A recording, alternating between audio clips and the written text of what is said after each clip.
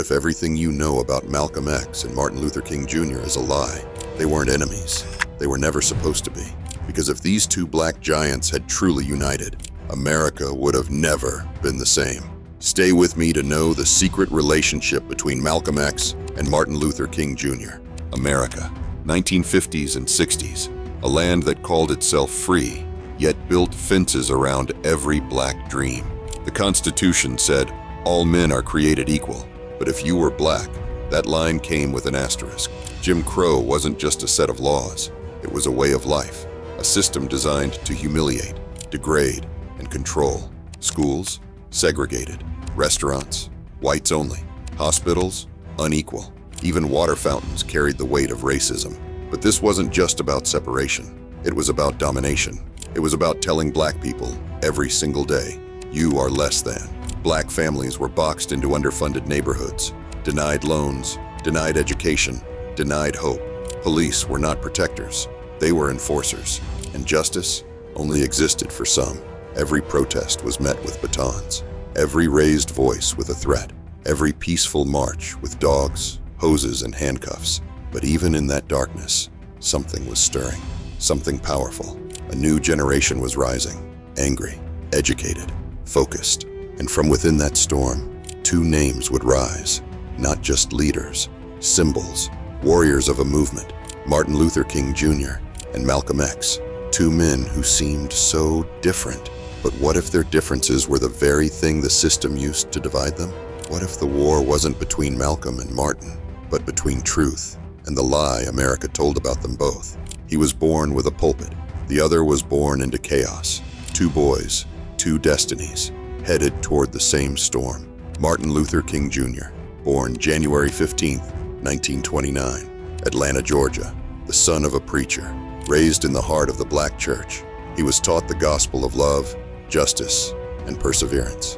By 26, he was leading a bus boycott that would spark a national movement. He spoke softly, but carried the weight of millions.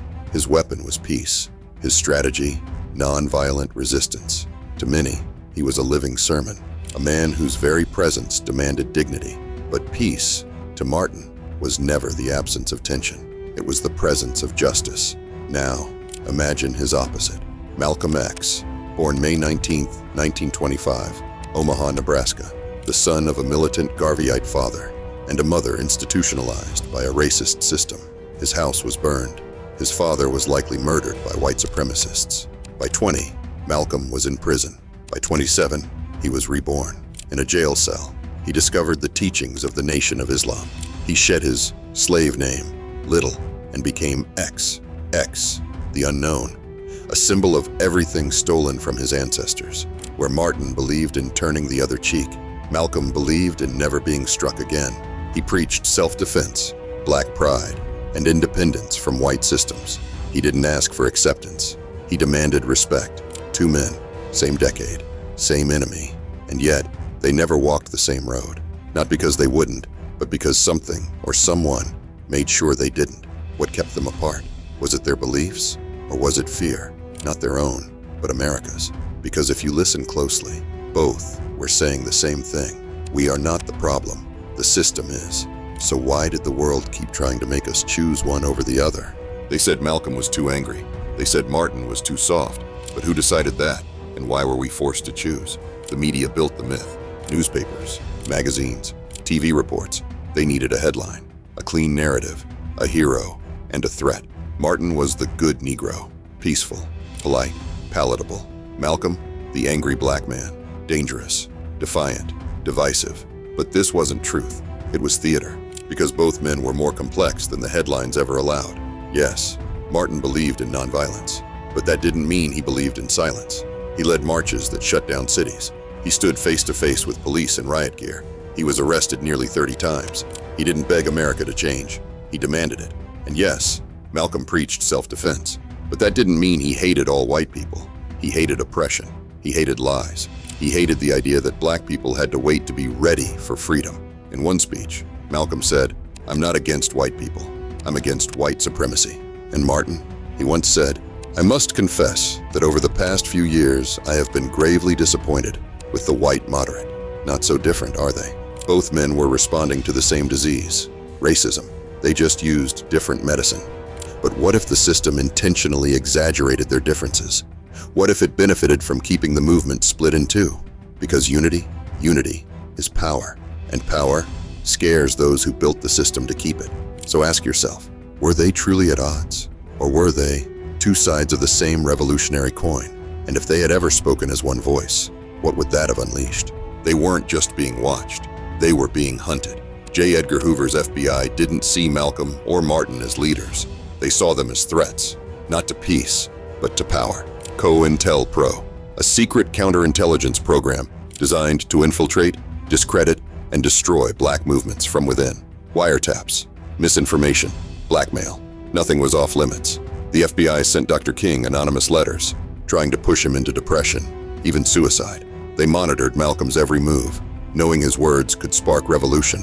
And the media, they played their part. King was too radical the moment he criticized the Vietnam War. Malcolm was a terrorist for saying black people had the right to defend themselves. But behind the headlines and surveillance was a fear, a very specific fear. What if these two men ever united? Because a Malcolm X with a global lens and a Martin Luther King willing to challenge economic power. Together, they would have been unstoppable. So, was the division between them real, or was it engineered? And if it was, what does that say about the system we still live in today? Change doesn't always come with a microphone. Sometimes it comes in silence, in solitude, in revelation. In 1964, Malcolm X broke away from the Nation of Islam. The split was messy, public, painful, but necessary. He traveled to Mecca, and what he saw shattered old beliefs. There, he stood shoulder to shoulder with Muslims of all races, praying, eating, living as equals. He came back changed, less about separation, more about solidarity. He no longer saw the fight as black versus white. He saw it as oppressed versus oppressor. At the same time, Dr. King was evolving too. His vision expanded beyond civil rights. He began to speak of poverty, capitalism, and imperialism. He called out America's soul, not just its laws. And as both men matured, their philosophies began to bend toward each other. Not identical, but aligned in urgency, in purpose. They both saw the bigger picture, that racism wasn't just about personal prejudice. It was systemic, global, economic, and behind the curtain, they were watching each other, carefully, respectfully. One meeting, March 26, 1964, the only time they ever met. Just seconds, one handshake, two smiles. But in that moment, the world saw what unity looked like. The question is, what stopped them from building something bigger? February 21st, 1965, Harlem, a crowded ballroom. Malcolm X steps to the podium, unarmed, unprotected. Seconds later, gunfire shatters the room. Malcolm falls, shot 21 times. The man who once said he was ready to die for the truth had just been silenced. But the truth didn't die with him. April 4th, 1968, Memphis, a balcony at the Lorraine Motel. Martin Luther King Jr. is laughing, relaxed, just hours before he was set to lead a march. A single bullet strikes. The dreamer is gone.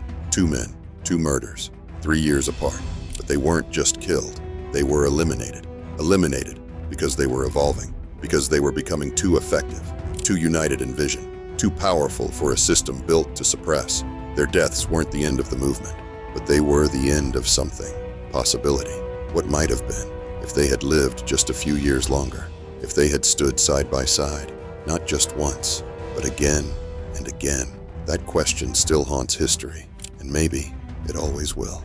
Malcolm was gone, Martin too, but the movement didn't dissolve. It shifted form. In the aftermath, their words echoed louder than ever, not in churches, not on podiums, but in classrooms, community centers, street corners. Everywhere, people were ready to reclaim control. A new generation stepped forward.